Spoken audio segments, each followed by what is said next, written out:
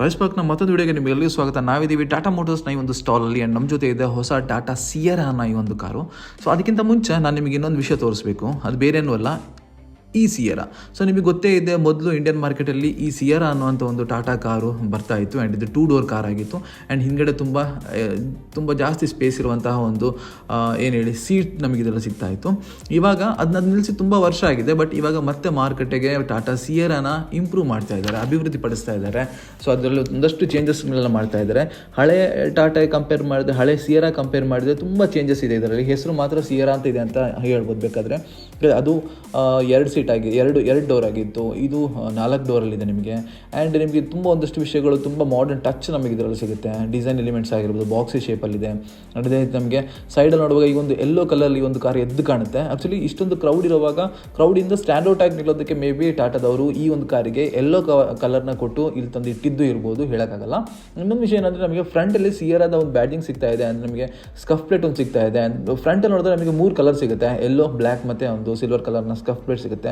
So ನೋಡೋಕೆ ಸಖತ್ತಾಗಿದೆ. ಮುಂದ್ಗಡೆ ಒಂದು ಕ್ಯಾಮ್ರಾನು ಕೂಡ ಇಟ್ಟಿದ್ದಾರೆ. ಆ್ಯಂಡ್ ಸೈಡಲ್ಲಿ ನೋಡುವಾಗ ಎಲೈ ವೀಲ್ಸ್ ನಮಗೆ ಸ್ವಲ್ಪ ದೊಡ್ಡ ಸಿಗುತ್ತೆ. ಅಲ್ಲೇ ನಮಗೆ ಈ ಫ್ರಂಟಲ್ಲಿ ಇದೆಯಲ್ಲ, ಅದು ನಮಗೆ ಆ್ಯಕ್ಚುಲಿ ಹೆಡ್ ಲ್ಯಾಂಪ್ ಯೂನಿಟ್ ಅಂತ ಹೇಳ್ಬೋದು.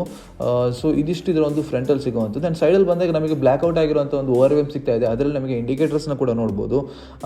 ಅದೇ ರೀತಿ ನಮಗೆ ಸಿಯರಾ ಅನ್ನೋ ಬ್ಯಾಡ್ಜಿಂಗ್ ಸೈಡಲ್ಲಿ ಕೂಡ ಸಿಗುತ್ತೆ. ಇವಾಗ ಎಲ್ಲಿ ಹ್ಯಾರಿಯರ್ ಮತ್ತು ಟಾಟಾ ಸಫಾರಿ ಅನ್ನೋವಂಥ ಒಂದು ಬ್ಯಾಡ್ಜಿಂಗ್ ಎಲ್ಲ ಸಿಗ್ತಾ ಇದೆಯಲ್ಲ, ಅದೇ ಪ್ಲೇಸಲ್ಲಿ ಟಾಟಾದವರು ಇದಕ್ಕೆ ಸಿಯರ್ ಅನ್ನೋವಂಥ ಒಂದು ಬ್ಯಾಡ್ಜಿಂಗ್ನ ಕೂಡ ಇಟ್ಟಿದ್ದಾರೆ. ಸೊ ಇದು ನೋಡೋಕ್ಕೂ ಒಂಥರ ಅಟ್ರಾಕ್ಟಿವ್ ಆಗಿದೆ. ಸೊ ನೋಡೋಕ್ಕೆ ಟೋಟಲಿ ಹೇಳಬೇಕಾದ್ರೆ ಇವಾಗಿರುವಂತಹ 5 ಸೀಟರ್ಸ್ ಅಥವಾ 7 ಸೀಟರ್ಸ್ ಕಾರ್ಗಳಾದಂತಹ ಸಫಾರಿ, ಹ್ಯಾರಿಯರ್ ಏನಿದೆ, ಆ ಒಂದು ಗಾತ್ರದಲ್ಲಿ ಇದು ಕೂಡ ಇರುತ್ತೆ ಅಂತ ಅನಿಸುತ್ತೆ. ಸೊ ನಮಗೆ ಮೇಲ್ಗಡೆ ನೋಡಿದಾಗ ಗೊತ್ತಾಗುತ್ತೆ, ದೊಡ್ಡದಾಗಿರುವಂಥ ಒಂದು ಪನೋರಾಮಿಕ್ ಸನ್ ರೂಫ್ ನಮಗೆ ಇದರಲ್ಲಿ ಸಿಗುತ್ತೆ. ಆ್ಯಂಡ್ ನಮಗೆ ಏರೋ ಅಲೈ ವೀಲ್ಸ್ ನಮಗೆ ಇದರಲ್ಲಿ ನೋಡ್ಬೋದು. ಸೊ ತುಂಬ ಅಟ್ರಾಕ್ಟಿವ್ ಆಗಿದೆ. ಪಿಯಾನೋ ಬ್ಲ್ಯಾಕ್ ಕಲರ್ನ ಒಂದು ಬಾಡಿ ಕ್ಲಾಡಿಂಗ್ ಸಿಗ್ತಾ ಇದೆ, ಫ್ಲಶ್ ಹ್ಯಾಂಡಲ್ ಬಾರ್ ಸಿಗ್ತಾ ಇದೆ. ಸೊ ನಾನ್ ಫಂಕ್ಷನಲ್ ರೂಫ್ ಸಿಗ್ತಾ ಇದೆ, ರೂಫ್ ರೈಲ್ ಸಿಗ್ತಾ ಇದೆ ನಮಗೆ. ಸೊ ಇದಿಷ್ಟು ಇದರ ಸೈಡಲ್ಲಿರುವಂಥದ್ದು. ಆ್ಯಂಡ್ ನಮಗೆ ಶಾರ್ಪಿನ್ ಆ್ಯಂಟನ್ನ ಹಿಂದೆ ನೋಡ್ಬೋದು. ಸೊ ರಿಯರಲ್ಲೂ ಕೂಡ ಅಷ್ಟೇ ನಮಗೆ ಈ ರೀತಿಯಾದಂತಹ ಒಂದು ಡಿಸೈನ್ ಎಲಿಮೆಂಟ್ ನಮಗೆ ಸಿಗುತ್ತೆ. ಸೊ ಟೋಟಲಿ ಹೇಳಬೇಕಂದ್ರೆ ತುಂಬಾ ಚೆನ್ನಾಗಿರುವಂಥ ಒಂದು ಕಾರ್ ಅಂತ ಹೇಳ್ಬೋದು. ಬಟ್ ಸೈಡಲ್ಲಿ ನೋಡುವಾಗ ನಮಗೆ ಏನಂದರೆ, ಆ ಟಾಟಾ ಸಿಯರಲ್ಲಿ ಹಳೆದರಲ್ಲಿ ಇದ್ದಂತಹ ಒಂದು ಬ್ಲ್ಯಾಕ್ ಆಗಿದ್ದಂಥ ಸೈಡ್ ಪ್ಯಾನಲ್ಸ್ ಎಲ್ಲ ಏನಿತ್ತು, ಸೈಡ್ ಬಾಡಿ ಏನಿತ್ತು, ಅದೇ ರೀತಿ ಇಲ್ಲೂ ಕೂಡ ಫುಲ್ ಗ್ಲಾಸನ್ನೇ ಇಟ್ಟಿದ್ದಾರೆ.